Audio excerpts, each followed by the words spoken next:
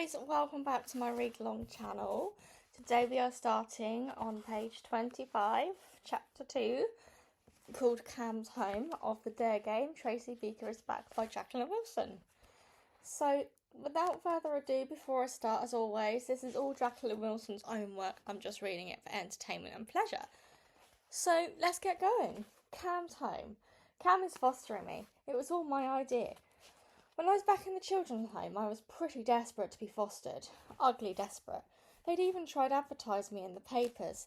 This gungy little description of me outlining all my bad points together with the school photo where I was scowling. And so no one came forward, which didn't exactly surprise me, though it was still awful. Especially when one of the kids at school brought the newspaper into school and showed everyone. That was a different school. It wasn't much cop either, but it was marginally better than this one. This one is the worst ever. It's Cam's fault. She said I had to go there because it's the nearest one. I knew I'd hate it from the very first day. It's an old school, all red brick and brown paint and smelly cloakrooms, and nearly all the teachers are old too. They sound like they've all been to this old-fashioned elocution school to get that horrid sarcastic tone in their voices. You know, oh, that's really clever of you, Tracy Beaker. And when you spill your paint water accidentally on purpose all over Roxanne's design t-shirt. And I'm amazed that you're the one who scribbled these silly words all over the blackboard, Tracy Beaker, wondering wonderfully wicked words. And can you possibly speak up a bit, Tracy Beaker? I think there's a deaf old lady at the other end of the street who didn't quite catch that. I had to raise my voice because how else can I get the other kids in my group to listen to me? I hate it when we have to split up for group work. They all fit into these neat little groups. Roxanne and her gang, almost Alan Shearer and the football crazies, Basher Dixon and his henchmen, Wimpy Lizzie and Dopey Dawn, and that lot, Brainbox Hannah and Swatty Andrew. They're all divided up, and then there's me. Mrs. Phoebe puts me in different groups each time. Sometimes I'm in a group all by myself. I don't care. I prefer it. I hate them all. Cam says I should try and make friends. I don't want to be friends with that seriously sad bunch of losers. I keep moaning to Cam that it's rubbish school and telling her that to send me somewhere else. She's useless. Well, she did try going down the Guildhall and seeing if they could swap me somewhere else, but they said the other schools in the area are oversubscribed. She just accepted it. Didn't make any kind of fuss. If you want anything in this world, you've got to fight for it. I should know. You're on their waiting list, Cam said, as if she thought I'd be pleased. What use is that? I've been waiting half my life to get a life. I thought my big chance had come when Cam came to the children's home to research this boring old article about kids in care. She only got £100 for it, and I was barely mentioned. I thought she might do a foster mum. I thought she might do as a foster mum, as she's a writer and so am I. She needed quite a lot of persuading. But I can be pretty determined when I want to be, and I did want Cam badly. So when she said, right then, Tracy, let's give it a go, you and me, okay? It was more than okay. I was over the moon, soaring straight up into the solar system. I couldn't wait to get out of the children's home. I got dead impatient with Elaine the Pain, my social worker, because she seemed to be trying to slow things down instead of speed them up. No point in rushing things, Tracy, she said. I felt there was every point. I didn't want Cam to change her mind. She was having to go all these interviews and meetings and courses, and she's not really that sort of person. She doesn't like to be bossed around and told what to do. Like me, I was scared she might start to think it was all too much hassle. But eventually we had a weekend together, and that was great. Cam wanted it to be a very laid-back weekend, a walk in the park, a video or two, and a takeaway pizza. I said I did all that sort of stuff already at the children's home, and couldn't we do something special to celebrate our first weekend together? I told you I can be pretty persuasive. Cam took me to Chessington World of Adventures, and it was truly great, and she even bought me this huge python with beady green eyes and a black forked tongue. She dithered long and hard about it, saying she didn't want it to look like she was buying my affection, but I made the python wind round and round her beguilingly. She told her he was desperate to be bought because the shopkeeper was really mean to him, just because he'd got a teeny bit peckish and gobbled up a fairy bunny and several toy mice as a little snack. Cam bought him, though she said she was mad, and that she'd be eating bread and cheese for the rest of the week, as the entry tickets and burger and chips for lunch had already cost a fortune. I should have realised she can be a boring old meanie when it comes to money, but I wanted Cam to foster me so much that I didn't focus on her bad points. Maybe she didn't focus on my bad points. Anyway, it was like we were both wearing our rose-coloured glasses, and we smiled in our pink as petals perfect world. And on Sunday evening, when I had to go back to the home, Cam hugged me almost as tight as I hugged her, and promised that she really wanted to go through with things and foster me. So she did, and that's really where my story should have ended, happily ever after. Only I'm not always happy, and actually I'm not even sure Cam is either. It was fine at first. Elaine says we went through this honeymoon period. Is it any wonder I call her a pain? She comes out with such yucky expressions. But I suppose Cam and I were a little bit like newlyweds. We went everywhere together, sometimes even hand in hand. And whenever I wanted anything, I could generally persuade her. And I was careful not to get too stroppy, because I didn't want her to go off me and send me back. But after a bit, I don't know, somehow it all changed. Cam wouldn't always take me out for treats and buy me stuff. Some stuff I really need, like designer clothes, else I get picked on by poisonous girls like Roxanne. Cam says she can't afford it, which can't be true. I know for a fact she gets paid a fortune by the authorities for looking after me. It's a bit of a rip-off, if you ask me, and this is all on top of what she earns from being a writer. Cam says she doesn't earn as much as a writer. Peanuts, she says. Well, that's her fault. She doesn't write the right stuff. She's wasting her time writing these yawny articles for big boring papers that haven't got proper pictures, and her books are even worse. They're dreary paperbacks about poor women with problems. I mean, who wants to read that sort of rubbish? I wish she'd write more romantic stuff. I keep telling Cam she wants to get cracking on those great glossy books everyone reads on their holidays, where all the women are beautiful with heaps of different designer outfits, and the men have dynamic jobs and are very powerful, and they all get together in different combinations, so there are lots and lots of rude bits. Cam just laughs at me and says she can't stick those sort of books. She says she doesn't mind not being a successful writer. I mind. I want a foster mum I can show off about. I can't show off about Cam because no one's ever heard of her, and she's not pretty or sexy or glamorous. She doesn't wear any makeup, and her hair's too short to style it, so it just sticks out straight up, and her clothes are awful. T-shirts and jeans all the time, and they're certainly not designer. Her home is just as shabby too. I hoped I'd get to live in a big house with swish furniture and lots of fancy ornaments, but Cam lives in this poky little flat. She hasn't even got any proper carpet. She's just polished up the bare floorboards and has a few rugs scattered about. Quite good fun if I fancy a slide, but they look hopeless. You should see her sofa too. It's leather, but it's all cracked, so she has to hide it with this old patchwork quilt and some lumpy tapestry cushions she cross-stitched herself. She tried to show me how to do a cross-stitch. No wonder that's what it's called. The more I stitched, the crosser I got, and as soon as I gave up in disgust. I've got my own bedroom, but it's not a patch on my room at the children's home. It's not much bigger than a cupboard. Cam's so mean too. She said I could choose to have my bedroom exactly the way I wanted it. Well, I had some great ideas.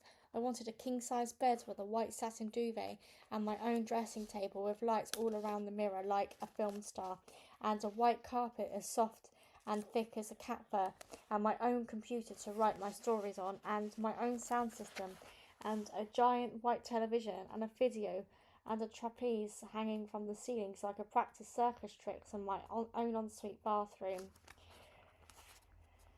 so I could splash all day in my own private bubble bath.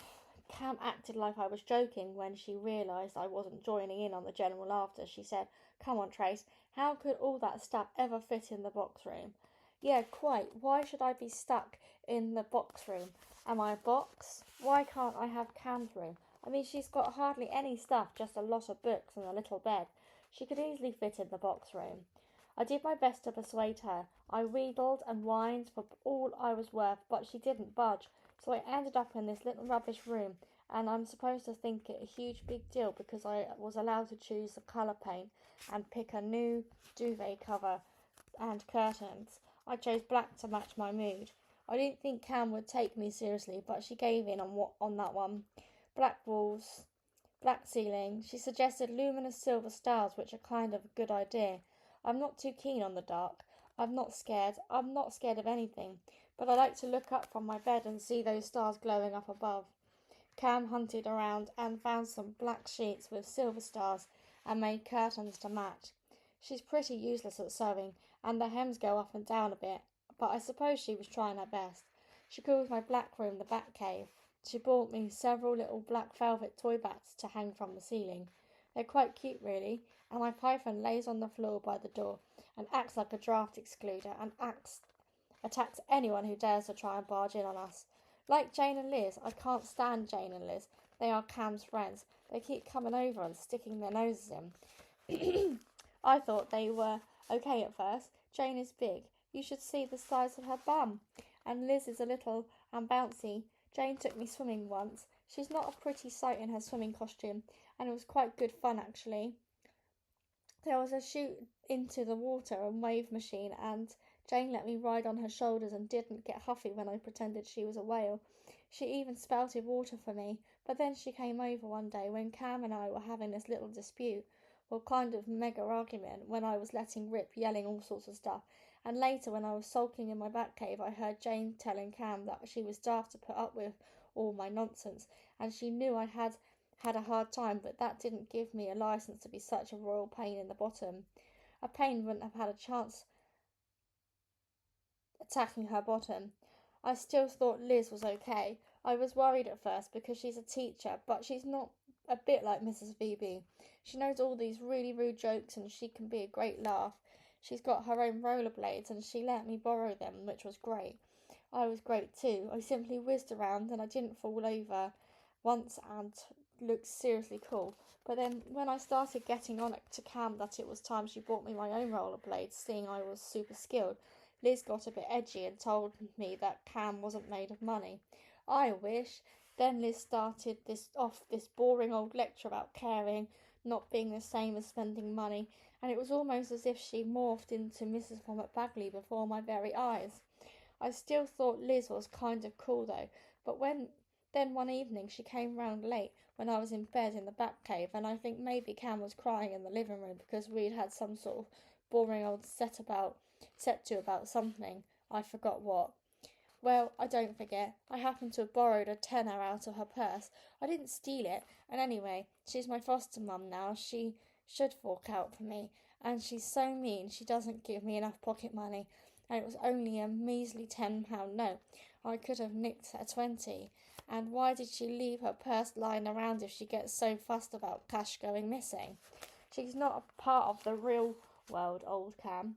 She would have lasted 5 minutes in the children's home. Anyway, Liz came round and slithered round my door like a python, so I could hear what they were saying. I figured it would be about me, and it was. Liz kept asking Cam what this latest crisis was all about, and Cam kept quiet for a bit, and then out it all came. Naughty little Tracy is a thief. Cam started on about some other stuff, too. Okay, I borrowed one of her pens, well, several, and some silly old locket that her mum had given her. I didn't mean to buckle it. I was only trying to prise it open to see what she had inside. I felt Cam was being a mean old telltale, and Liz was encouraging her for all she was worth, saying it was good for her to let it all out and have a moan and a howl. Liz came out with this stupid stuff that I was just nicking for affection and attention. All these teachers and social workers have got their heads full of this rubbish. I nicked the stuff because I was short of cash and I needed a pen, and, well, I just wanted the locket.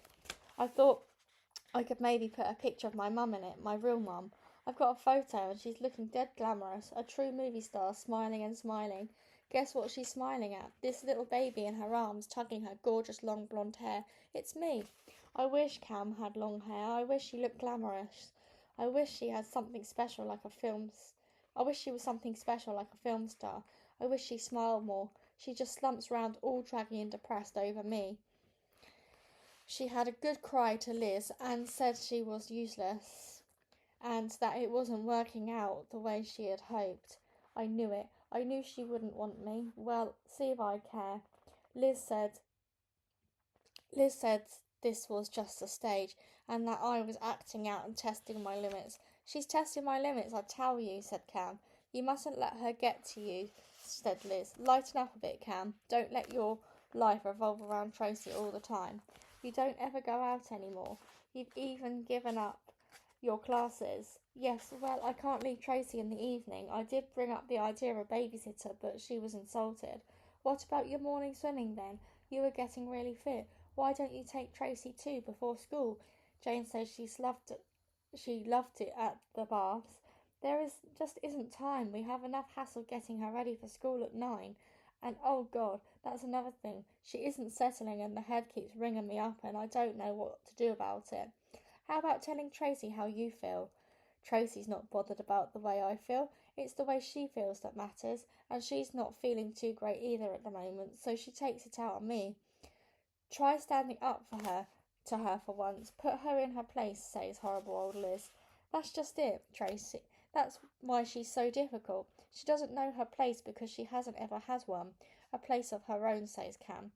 It made me feel good that she could just suss that out, and bad because I don't want her to pity me. I don't want her to foster me because she feels sorry for me.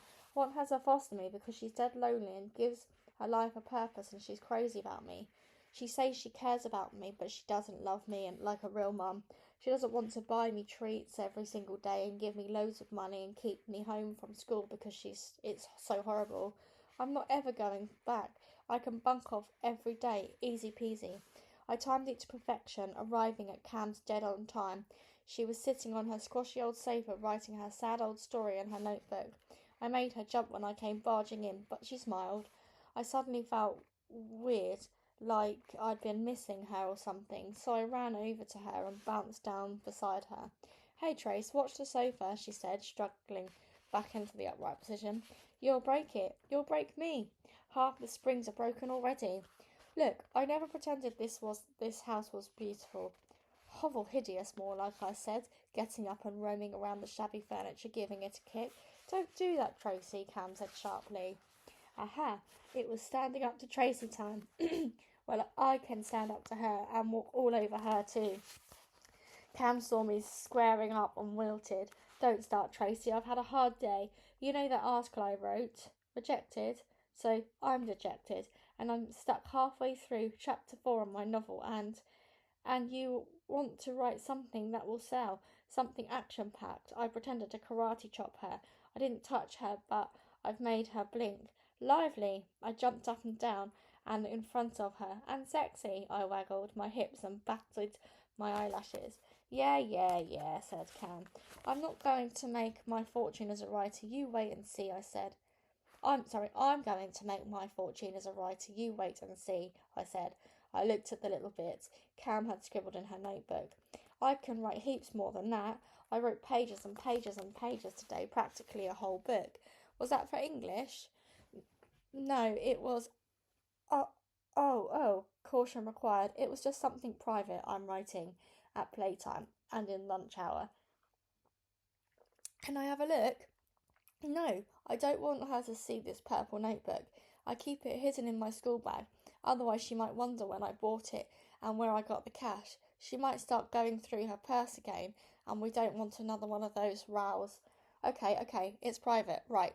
But couldn't I have one little peep?